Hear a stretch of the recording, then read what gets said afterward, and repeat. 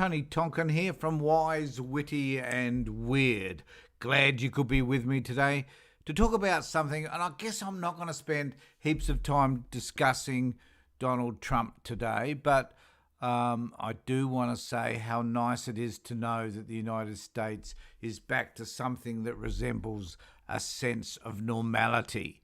That, well, I should put it this way, I'm hoping that we now have in the world generally a sense of normality around politics, that the behaviour of the last 4 years can become a distant memory, that we can move on from here and we can start to think about how to behave in public life that is not about dividing and destroying a nation. I think it's important to understand that there are many lessons to be learned from Donald Trump's bizarre and peculiar behaviour. And that one of the important lessons to learn, I think, is that it is easy with the use of repetition and lies to start to convince people of a certain reality, which simply at the end of the day is not true. Hence the reason why we use the word lie, I guess, because it ain't true. But it has indicated to us that the more we use a particular emphasis, the more we reiterate things, the more people will start to accept them as being part of their own reality. And it was interesting to note that there were many people in the chaos on the 6th that were doing what they were doing because they believed it was at the bidding of Trump. And they also believed that Trump, for some reason, was the Messiah. He was the person who had all the answers. And I find it odd when I think about that, because there is nothing about this man that suggests he's an intellectual wizard, even though he says that he is the stable genius. If you look at the way he speaks and the way he behaves generally, it is evident that he's a narcissist. Now, you can be a narcissist and extremely intelligent, so I'm not suggesting that narcissists aren't. You can be a psychopath, as he is, and also express a great degree of intelligence. The reality, though, is with Donald Trump, even though he was a narcissist and a psychopath, he wasn't very bright. And you could tell that by the type of conversations that he had, the uses, the words he used, and the language he developed. You can tell that the way Donald Trump behaved as a politician was the same way he has behaved his whole life as a so-called, and I use this term loosely, businessman. He wasn't a very good businessman. He was, and I think that expressed itself in terms of the way he manifested himself as a politician as well. So I think that the most important lessons that we can learn from Trump are that it is possible. It is possible to tap into the grievances felt by millions of people and then use them and manipulate them to your own gain. Now, I'm not suggesting for a moment, though, that Donald Trump was a genius in that way. And there have been people that have kind of argued that it was very clever what he did. I think we need to remember that the way he behaved is the way he's learnt to behave over many years, that it has become a mode of engagement with people that has become for him a habit. So one of the most interesting habits he has is that when someone turns against him, he will discount them, he will dismiss them, he'll call them names, he will denigrate them in whatever way is necessary according to him. And he does it automatically. Like, I think a lot of things that Trump does are a knee-jerk reaction to many things because it's so second nature to him to do the things that he does and to say the things that he does. I don't think that's about being a genius. I think that's about just finding ways to do things to get your own way. It's like kids having a tantrum.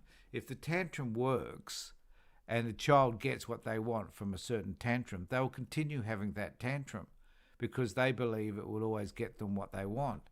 And that's the way Trump viewed the whole world, that if he throws a certain tantrum, behaves in a certain way, he'll get what he wants. And I think the saddest thing is that at the end of the day, Trump was so the United States gave this man the most powerful job in the world. And he used it in order to influence others, to enrich himself and his family, because that is what he's always done. He's always endeavoured to influence the media in order for him to get what he did. And to be honest, he had the media, particularly the right-wing media and Fox News in particular, and later AOM, he had them swinging on the end of his coattails in a way which gave him a sense of power and authority that he'd been craving for probably his whole life, some sort of recognition. And it'd been, there are stories of Trump who he used to have this character called Barron, which is interesting enough because that's his son's name, who would go forth to the media and present whatever Donald Trump was doing so that he could get some sort of media coverage. So he longed for this attention, and finally he gets it. But the point is, he never had the skills to be able to develop a group of people around him who could deliver the things that the American people needed. He had people around him who could deliver the things that he needed. Do you remember the cabinet meetings that he had, and all these sycophants would tell him what a great leader he was, and what it was like. It was like watching something the North Koreans would do, or the Russians would do, or some despot in some tin pot country in Africa would do. This is the sort of thing that Trump thought gave him power and recognition. And there were these. The sad thing is, there were all these people that went along with it, who thought for some reason that this was okay, and a lot of those people were also, I think, most of them were very intelligent human beings who believed that they could get something from Trump that was going to enhance them, which is no different from what Trump was doing in relation to this system, whereby he believed that now that he was the most powerful person on this planet, he could get whatever he wanted. I think the interesting thing is that I believe, anyway, that Trump at the end of the day is just going to vanish. That people generally aren't going to listen to him, note who he. They're not going to whatever power and influence he has had up until the 6th of January will now be gone. That there will certainly be that base, that 35% who will see him as some sort of a godlike figure. But best of luck to you people, because he's not. And I do wonder about the intellect, and it sounds really superior, doesn't it, somehow? But I don't mean it that way. But if someone acts really badly, why don't we see that behaviour as just bad behaviour?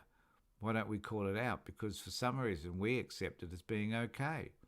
So it's a bit like saying if a woman is nagging, I have a definition of nagging, but if a woman is nagging, then you need it's okay to push her aside, punch her, put her down, say negative things about her, whatever. And we know that I know that is wrong. But there are people out there who accept that as being okay. If she's nagging, I can have a go at her. And I think there are many people out there who think that Trump's behaviour was okay because they justify it by saying that he was changing things that were in their best interest. Well, he wasn't. That was a lie. I don't think the people that vote for Trump necessarily are better off today than they ever were. But they might think that they're better off because he was prepared to confront this system that they believe is corrupt. The system certainly is corrupt. No one's going to dispute that. But no, not in the same way that Trump believed it was corrupt. And I think we need to be able to look at it and say, well, okay, the system needs to change. There are a whole host of systems that need to change. Government's one of them, and subsystems within government that need to change, and politicians need to change. There's no disputing any of that. But it isn't done through a revolution. The most significant changes in this world have been done by quiet but steady protests, whether that be Gandhi and the salt tax back in the 40s or whenever it was, and that march across India, and eventually the British giving in to all of that, whether that was Martin Luther King and the marches that he went on and the speeches that he gave. That if we're going to bring about change, that's the sort of thing that we need to do. Not raid and invade sacred places like Congress, not suggesting for a moment that this group of crazy people can take over a government. That's just bizarre. Really is bizarre. If you want to change things, in a positive light, become a part of the system and change it from within as well. We can have the rallies and the conversations, and we can write articles, and we can do Facebook feeds and YouTube feeds like this. We can do a whole host of things, but we can use all of those things in order to implement change. But change will come about when most of us find a way to fight social justice, things that are unfair, to support those people that are devalued the most in our community and those people who don't have a voice. That's when we're going to bring about change. And that change, even though it needs to come from them as well, it doesn't. It comes from all of us as a community getting together and doing something about it. I mean, Black Lives Matter was a good example where it did raise awareness to the point that resonated around the world. So many people heard it, and so many people chose to act upon it.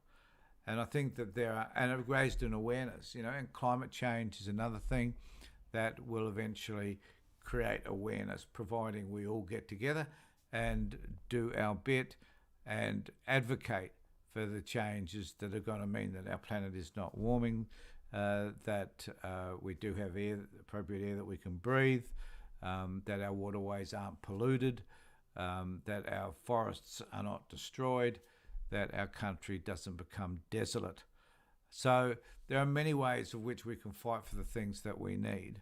But the point I think I want to make is that Donald Trump didn't have the intellect to be able to fight for anything apart from what was in his self-interest. And I think and I hope that that's the difference between him and Joe Biden, is that Joe Biden will focus on the community, what's in the best interest of those people that he serves, which is the American people. And it isn't, I don't think, and I would be grossly disappointed, but it isn't about him. The comparisons between Biden and Trump are just cavernous. That there's no similarities whatsoever apart from the fact that they're both male and around the same age. So I'm hoping that in the US this will be a new beginning. And I hope for all of us that we can take away from this the really valuable lessons that can be learnt.